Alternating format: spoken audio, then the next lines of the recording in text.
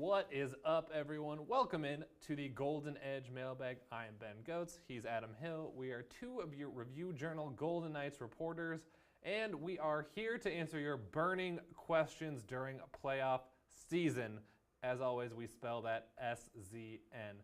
As always, you can send us questions. I'm at Ben S. Gotz on Twitter. He is at Adam Hill LVRJ. You can also email me at bgotz@reviewjournal.com.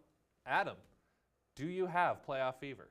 I think once the puck drops, you start feeling a little more. You have like the kind of symptoms right now starting to kick in a little bit. And then, as you said, puck drops in about 10 minutes, and then it's officially playoff season. There you go. We are not live. We are recording this, though, right before Game 1 between the Knights and the San Jose Sharks. I am excited. This is the best time of the year, so let's talk some hockey. The first thing we want to address today, this comes from Paul. Goaltending is everything, and that is the big advantage. Adam, I agree with this emailer here. I think the Knights have a clear advantage in net in this series against the San Jose Sharks. They might, and they probably should if you look on the, on what the season, how the season played out. Martin Jones is 16th among the 16 teams in starting goaltenders in most stats. But then again, he has had playoff success in the past. He got very hot in 2016, carried them to a Stanley Cup final. If you look at the season as a whole, yeah, Marc-Andre Fleury's numbers were much better than Martin Jones as a career, much better than Martin Jones. But he certainly has the capability of getting hot for a few games and changing the complexion of the series. I do think Martin Jones is the biggest factor in the series. I think we know what to expect out of Marc-Andre Fleury. He'll be pretty good. Now, he came back, played those 2 games at the end of the year, gave up 4 goals in each of them. But Martin Jones has that capability, if he can suddenly get hot, to be a difference in the series in a positive way for the Sharks. But I think he carries the entire series on his shoulders. If he's good, they can win. If he's not, they can't. Yeah, it'll be really interesting to see how this all plays out. I mean, as you mentioned, Marc-Andre Fleury, steady for a second straight year for this team, goes to the All-Star game, near the top of the league leaderboard in wins and shutouts. And then Martin Jones, on the other hand, he has a less than a 900 save percentage, which is not great at the NHL level. He also had almost a 3 goals against average, also not very good. But he has made playoff runs before, so we'll see if he can pull another one out. But of course, Fleury's no slouch in the playoffs either. And recently, speaking of pulled, 4 times in 13 games against the Golden Knights, Martin Jones has been pulled for being ineffective. Yeah, that Knights first line has absolutely given him fits. Well, the next one we got here is this one from @RebelRob34 on Twitter. Holla if you hear me. That is because Eric Holla has been skating recently. Don't ask that question, Ben. Don't ask that question. I didn't ask it. I know you didn't. Eric Holla, we were referring to. Eric Holla is skating on his own for the Golden Knights. Gerard Gallant the other day did not want to give an update as to his status. He has not practiced with the team yet. Gallant said, hey, when he practices again with the team, we will talk about his potential availability. Until then, I'm going to focus on basically the guys that I know are going to be playing.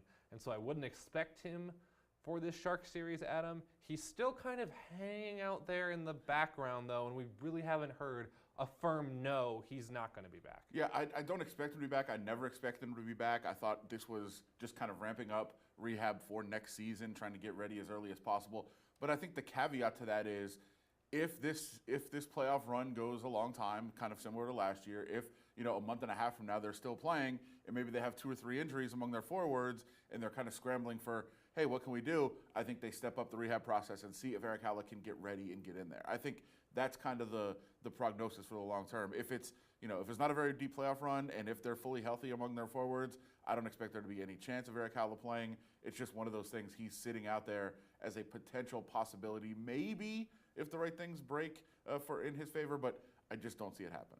Yeah, what's always hard in this scenario is not only do you have to get the guy healthy enough to play again, you have to get him up to speed somehow in the middle of a playoff run, which is really hard. I mean, we saw obviously Marc-Andre Fleury, who has missed way less time than Holla has missed this season, wanted to get a couple games in at the end of the regular season so he could kind of clear the cobwebs out of his head before the playoffs. Now can you imagine Eric Holla, who's missed multiple months this season, all of a sudden getting back up to speed just in practice and then being full go for a playoff game? That's tough. That's a tough one for him and obviously a tough break for him this season. But we will see what happens. All right, our last one to address today. This is from @THISIMOES on Twitter.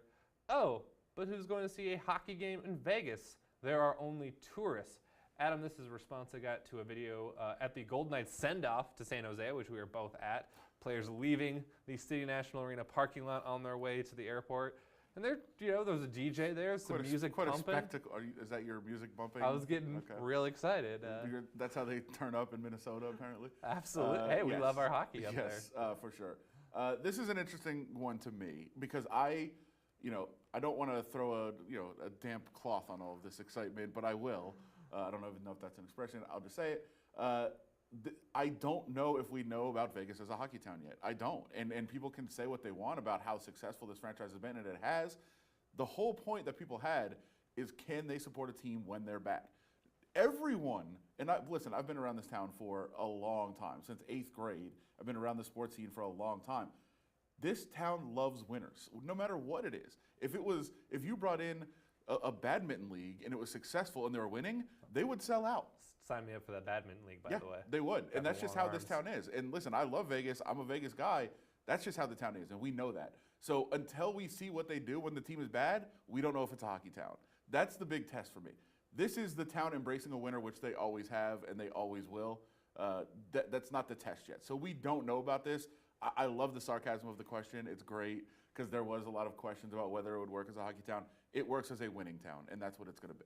Boom. I am excited, I will say, to see what City National Arena is like once the team comes back, gearing up for Game 3 and 4 of this series against the San Jose Sharks. I think that's going to be a lot of fun. I obviously think the T-Mobile Arena atmosphere is going to be really fun for Games 3 and 4. And I'm kind of excited to see what the ops department has up their sleeve. They stepped up their game in terms of like the presentation for the playoffs last year, and I'm excited to see what they got this time around. Me too. It'll be fun. It'll be great. And listen, playoff atmospheres are tremendous. The atmosphere in T-Mobile Arena last year was unbelievable. It's great. I love to see it, and I think forever, for all time, whenever there's a playoff game at T-Mobile, it's going to be turned up then.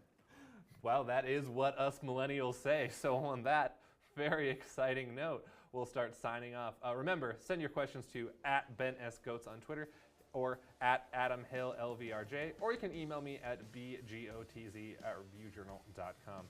We'll be here all playoff run taking your questions, so make sure to check out all our coverage at reviewjournal.com.